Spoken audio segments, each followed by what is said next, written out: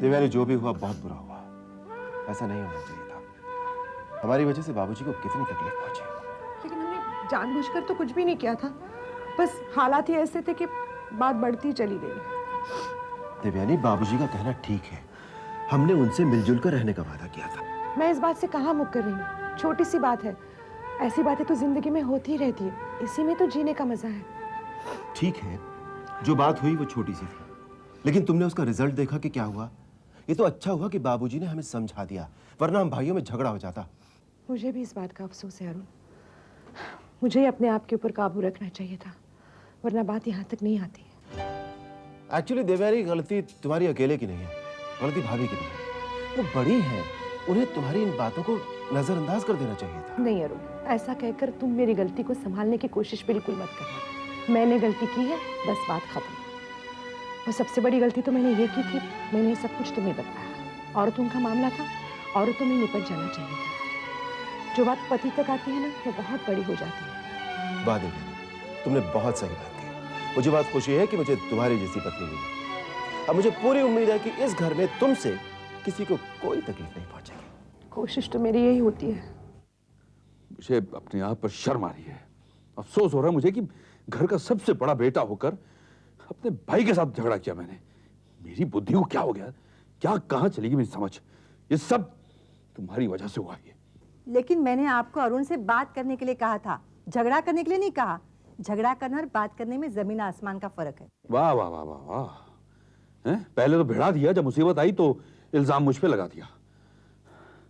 ये सही कहा किसी ने, औरतों की बातें सुनकर झगड़ा करने वाले बेवकूफ होते हैं। आप उस बात को लेकर मुझसे झगड़ा मत कीजिए। बाबूजी ने कुछ कहा है क्या? उन्होंने तो कुछ भी नहीं कहा, कुछ कहते तो अच्छी बात थी। उन्हें तो बहुत दुख हुआ। दुख तो होना ही था ना। कोई भी माँ बाप अपने बच्चों को लड़ते हुए देख नहीं सकते हैं, उन्हें दुख हो जाता है। बाबूजी आप लोगों से बहुत प्यार करते हैं। मुझे आज बाबूजी की आंखों में बहुत वो दर्द देखा मैंने, ना उम्मीदी देखी है। हमें समझाते समझाते उनकी आंखों में आंसू आ गए। ये तो वाकई दुख की बात है। आपने बाबूजी से क्या कहा? क्या कहता, मैं बहुत शर्मिंदा हो गया। बाबूजी के सामने मैंने तो अरुण को माफ कर दिया, और अरुण को भी अपनी गलती का एहसास हुआ। हम दोनों ने आइंदा कभी ना लड़ने का वादा किया। एक बात कहूं, इस झगड़े की वजह मैं हूं। ना ही मैं देवयानी की बात दिल पर लगाती, ना ही ये झगड़ा होता। जब तुम्हें भी एहसास हो गया इस बात का, अब आइंदा तुम भी ख्याल रखो, कोई ऐसी बात ना हो जिससे बाबूजी और दादी माँ का दिल दुखे। ठीक है। हम दोनों ने अरुण भैया का साथ देके बहुत गलत किया।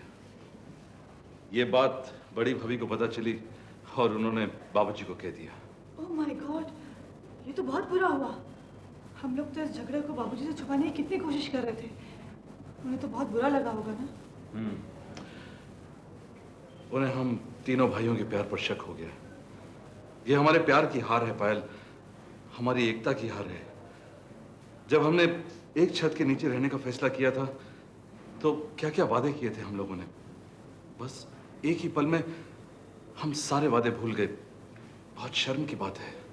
तुम दिल छोटा मत करो सुमित, हम लोग आपस में मिलकर एक दूसरे की गलतफहमियों को दूर कर लेंगे।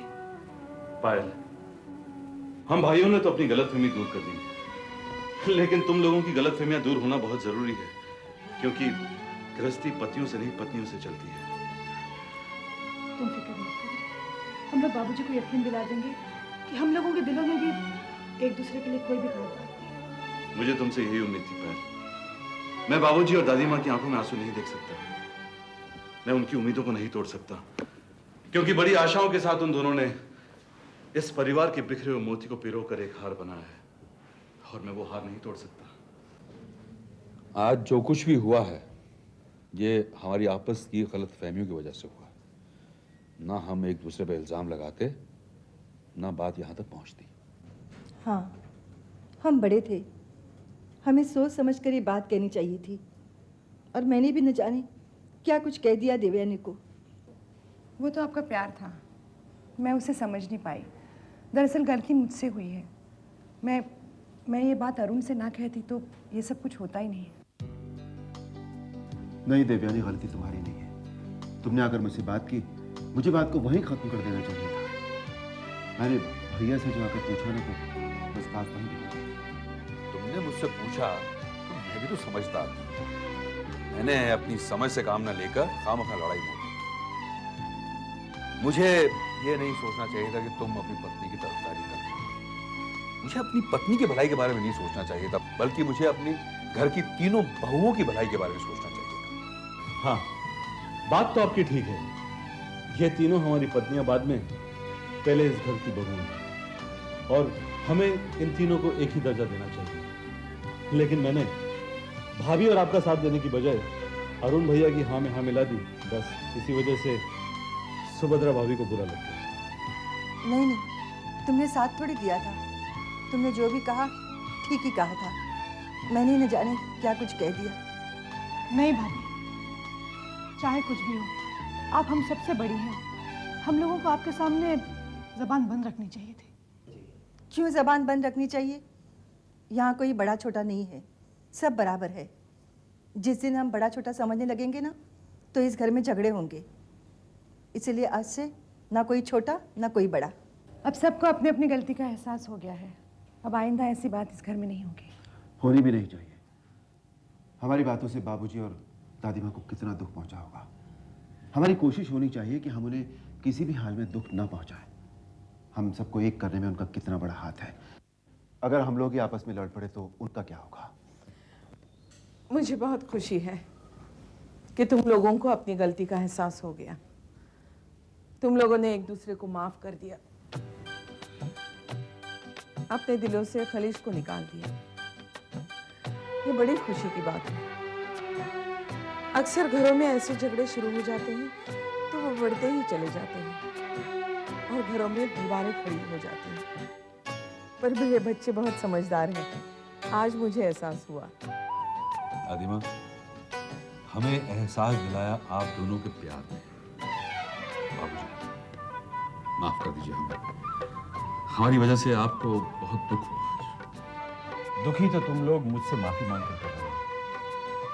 मुझे खुशी इस बात की है कि झगड़े को भूलकर तुम सब एक हो गए।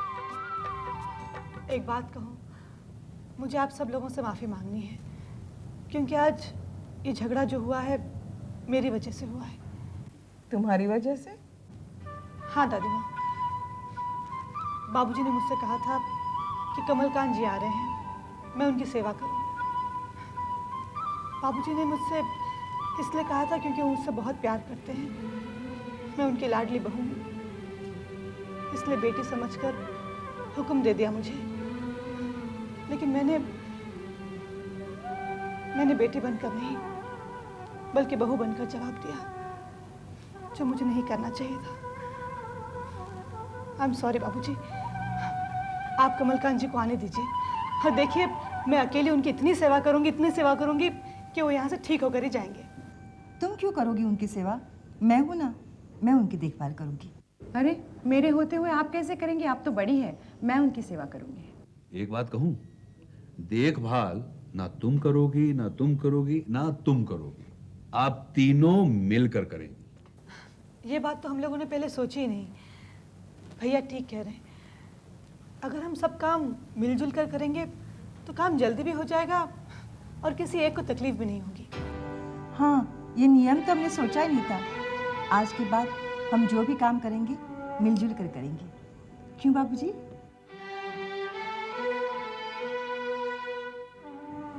बाबूजी आप चुप क्यों हैं? अब किसी को तकलीफ लेने की जरूरत नहीं है। कमलकांत नहीं आ रहा। नहीं आएंगे? क्यों, क्या हो गया? वो गुजर गया।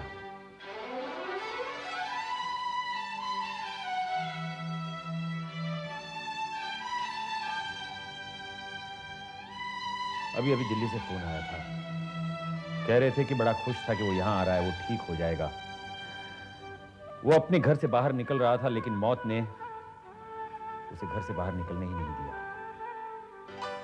वो तो मर गया, लेकिन मुझे एक सबक देकर गया कि हमारे घर में कभी भी किसी भी बात पर झगड़ा हो सकता है। एक छत के नीचे रहने का जो हमने फैसला किया है, सोचता हूँ हमने कोई गलत कदम तो नहीं उठाया। नहीं नहीं बाबूजी, कैसी बातें कर रहे हैं आप। हम वादा करते हैं कि आइंदा कभी हम आपस में लड़ेंगे नहीं। हम मिलजुल कर रहेंगे। हमारे प्यार में कभी कोई कमी नहीं आएगी। भगवान करे ऐसा ही हो।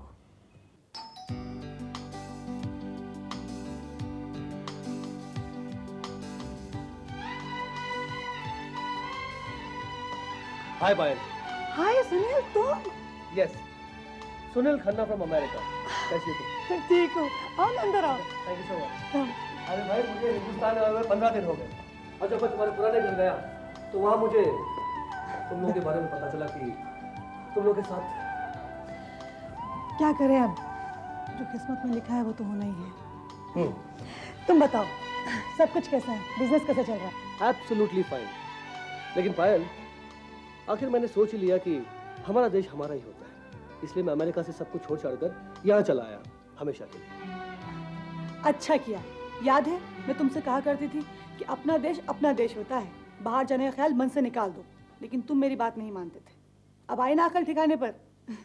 लेकिन सुनील, अब तुम्हें जो भी करना पड़ेगा नए तरीके से करना पड़ेगा। हाँ कर लेंगे, उसमें क्या प्रॉब्लम है, पैसा तो मेरे पास है ही। बस अब ये सोचना है कि बिजनेस कौन सा करें। अरे बाबा, जो भी करना सोच समझ के करना, क्योंकि तुम हमेशा जल्दबाजी में उल्टे सीधे फैसले करते हो, फिर बाद में पछताते हो। इसलिए तो मैं तुम्हारे पास आया हूँ। तुम मुझे कॉलेज से हमेशा अच्छी राय देती आई हो, तो मैंने सोचा क्यों ना तुम्हारे से कुछ राय ले लूँ, इसलिए तुम्हारी मम्मी से तुम्हारा पता लेकर यहाँ चला आया। अच्छा किया। अच्छा तुम यहाँ बैठो, मैं तुम्हारे लिए चाय लेकर आती। अरे चाय भाई बाद में पी लेंगे, पहले काम की बात करते हैं। ठीक है। पायल, मेरे दिमाग में एक बिजनेस है। क्या? तुमने फैशन डिजाइनिंग का कोर्स किया है और मेरे पास पैसा है, तुम्हारे पास हुनर, तो क्यों ना हम दोनों मिलकर एक गारमेंट्स एक्सपोर्ट का बिजनेस शुरू कर लें। दुनिया के कोने कोने में मेरी पहचान है, हम बहुत जल्द तरक्की कर लेंगे। सुनील, तुम्हारा आइडिया तो बहुत अच्छा है, लेकिन अब मैं घर गृहस्थी वाली हो गई हूँ। पति का ख्याल रखना है, घर वालों की जिम्मेदारी है मुझ पर, इसलिए मैं बिजनेस नहीं कर सकती। अरे लेकिन बाबा, मैं तुम्हें तुम्हारी जिम्मेदारियों से कहाँ रोक रहा हूँ, तुम वो भी करो और साथ में बिजनेस भी। नहीं सुनील, मैं कोई भी काम नहीं करना चाहती। पायल, जब मैं तुम्हारी मम्मी से तुम्हारा पता मांगने गया तो उन्होंने मुझे बताया कि तुमने फैशन डिजाइनिंग का कोर्स किया, तब मुझे लगा कि तुम कोई काम करना चाहती हो, इसलिए मेरे दिमाग में। सुनील, सुनील ये मेरे फ्रेंड है सुनील, सुनील ये मेरे हस्बैंड है Sunil. Hi, nice to see you. Nice meeting you. Same. Sunil, मैं अक्सर इन्हीं के बारे में तुमसे कहा करती थी, ये मेरे कॉलेज के ज़माने के फ्रेंड हैं, बल्कि ये कहो कि ये मेरे बेस्ट फ्रेंड हैं। साहब अमेरिका चले गए थे बिजनेस करने के लिए, लेकिन अब सब कुछ छोड़ छाड़ कर वापस आ गए, अब हिंदुस्तान में ही बिजनेस करेंगे। लेकिन मिस्टर सुमीत, मैं तो बिजनेस तभी कर पाऊंगा जब आपकी श्रीमती जी मेरा साथ देंगे। मैं तो इनके भरोसे आया हूँ, मगर ये तो इनकार करेंगे। इनके भरोसे? जी हाँ, ये फैशन डिजाइनर हैं और मुझे इनके टैलेंट पर पूरा भरोसा है। अगर मैं और पायल एक साथ बिजनेस करेंगे तो पूरी दुनिया में तहलका मच जाएगा। हाँ बैठिए। Thank you. वो क्या है मिस्टर सुनील, हमारी घर की बहुएं काम नहीं करती हैं और वैसे भी पायल माँ बनने वाली है। क्या? पायल, कंग्रेचुलेशंस, ये तो बड़ी अच्छी खबर है, तुमने मुझे बताया नहीं। पायल, फिर भी मैं चाहूंगा कि तुम एक बार सोच लो, बाकी फैसला तुम्हारे हाथ में है। सोचना क्या है, जो मेरा फैसला है वही इसका फैसला है। हाँ। ठीक है, जैसे आप लोगों की मर्जी। मिस्टर सुमित, अब मैं चलूंगा। पायल, I'll give you a call. Okay. Bye. ठीक है। ओके। बाय। बहुत अजीब आदमी है। इसमें अजीब की क्या बात हो गई, ये ऐसी है, कॉलेज के ज़माने से बहुत हंसमुख था, सबका चहीता था। चाहिए होगा, बस तुम अपने दोस्त की तारीफ करना बंद करो और एक बात सुन लो, तुम माँ बनने वाली हो, और अगर दादी माँ और बाबूजी को ये बात पता चली कि तुम काम करना चाहती हो तो बहुत नाराज होंगे। नाराज क्यों होंगे? भूल गए, फैशन डिज़ाइनिंग का कोर्स मुझे खुद दादी माँ ने करवाया था और उन्हें मेरे काम करने से अब कोई एतराज़ नहीं। लेकिन रही काम की बात, वो मैं नहीं करूँगी। तुम्हारे आने से पहले मैं सुनील को इनकार कर चुकी थी। हेलो। हेलो सुमित। हाँ, कौन बोल रहा? पहचाना नहीं? मैं वही हूँ जिसे तुमने कई दिनों तक अपने रोम रोम में बसा रखा था। हो पूर्णिमा। चलो शुक्र है, मेरा नाम तो नहीं भूले। इसका ये मतलब है कि तुम मेरे प्यार को भी नहीं भूले होगे। देखो पूर्णिमा, मैं तुम्हें पहले भी कह चुका हूं कि हमारा कोई रिश्ता नहीं है। मैं पूरी तरह से अपनी पत्नी का हो गया हूं। और ये बात तुम भूल जाओ कि हमारे बीच कोई रिश्ता था। भूल जाऊं? कैसे भूल जाऊं सुमित? तुम सिर्फ मेरे दिल में ही नहीं समाये हो, बल्कि मेरी आत्मा में भी बसे हुए हो। और जो एक बार आत्मा में बस जाता है ना, वो कभी नहीं निकलता। तुम मुझसे जितनी नफरत करते हो, मैं तुम्हारे उतने ही और करीब आ जाती हूँ।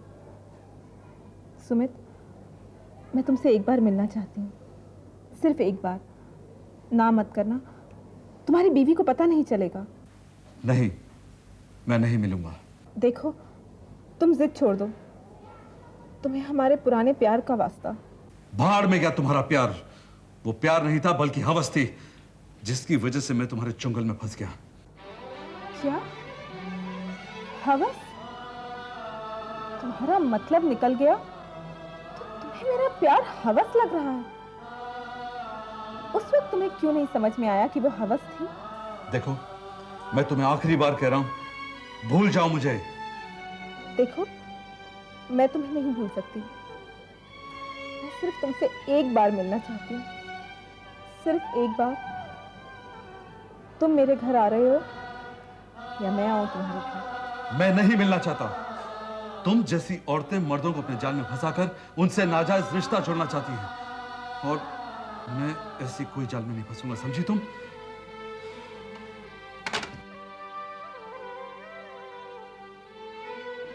अच्छा, जब जरूरत थी, जब मतलब था,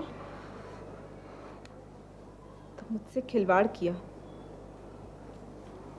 अब मैं देखती हूँ तुम्हारी शराफत को।